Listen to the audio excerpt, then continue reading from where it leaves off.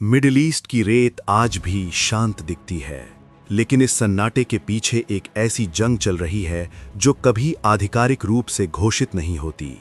ये कहानी है अमेरिका, इजराइल और ईरान के बीच उस टकराव की जो एक कमांडर की मौत से भड़का, एक राष्ट्रपति की दुर्घटना से और गहरा हुआ और 2026 तक पहुंचते पहुंचते पूरी दुनिया की चिंता बन गया।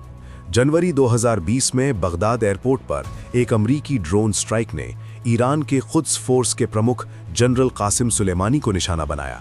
कुछ ही सेकंड में उनकी गाड़ी जल उठी और मिडिल ईस्ट की राजनीति बदल गई। अमेरिका ने इसे भविष्य के हमलों को रोकने की कार्रवाई बताया, लेकिन ईरान के लिए ये उसकी सैन्य ताकत और प्रभाव पर सीधा हमला था।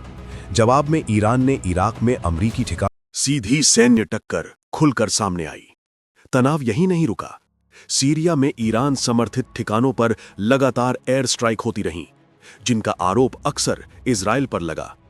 इजराइल का कहना था कि वो अपनी सुरक्षा के लिए ईरान के बढ़ते प्रभाव को रोक रहा है। ईरान ने इन हमलों को आक्रामक कदम बताया और चेतावनी दी कि हर वार का जवाब मिलेगा।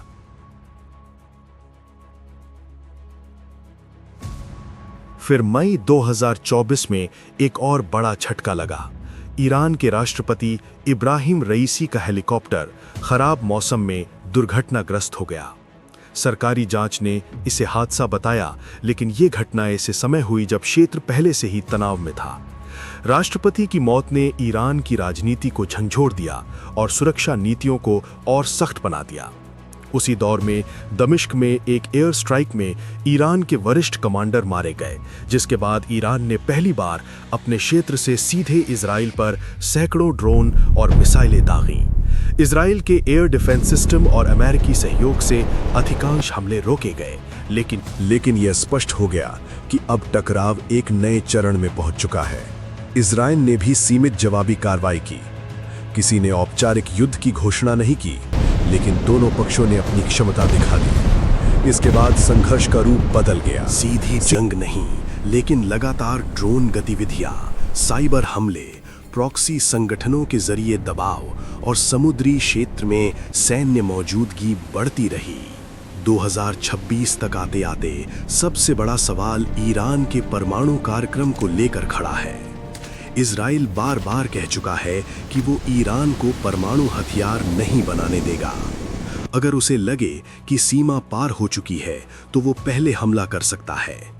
दूसरी ओर ईरान भी साफ कर चुका है कि किसी भी हमले का जवाब कई मोर्चों से दिया जाएगा।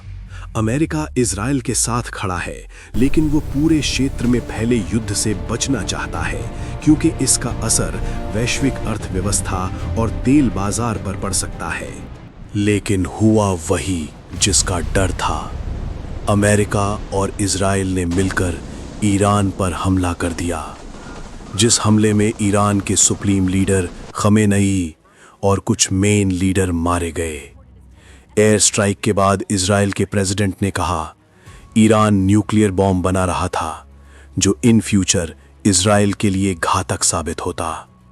और अमेरिका के प्रेसिडेंट ने भी अपनी सहमति दी और कहा खमेनेई एक डेविल था जिसे हमने मार गिराया है। खमीनी की एग्जैक्ट लोकेशन इजराइल के खुफिया एजेंट ने इजराइल को दी थी, जो ईरान में पिछले 10 साल से रह रहा था।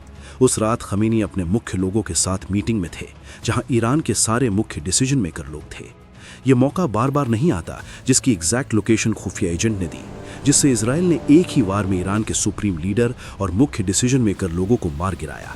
और इजराइल के हमले से ईरान में ओपन गर्ल्स स्कूल में 153 बच्चों की मौत हो गई, जिस पर बाकी देशों ने शोक जताया।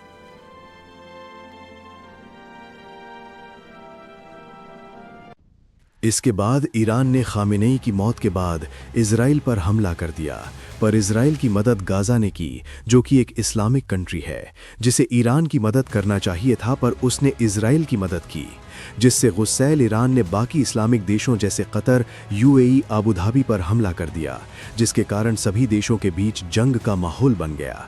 और अब 2026 में पूरी दुनिया देख रही है कि अगला कदम कौन उठाएगा। ये कहानी अभी खत्म नहीं हुई है, बल्कि इतिहास का अगला अध्याय लिखे जाने का इंतजार कर रही है।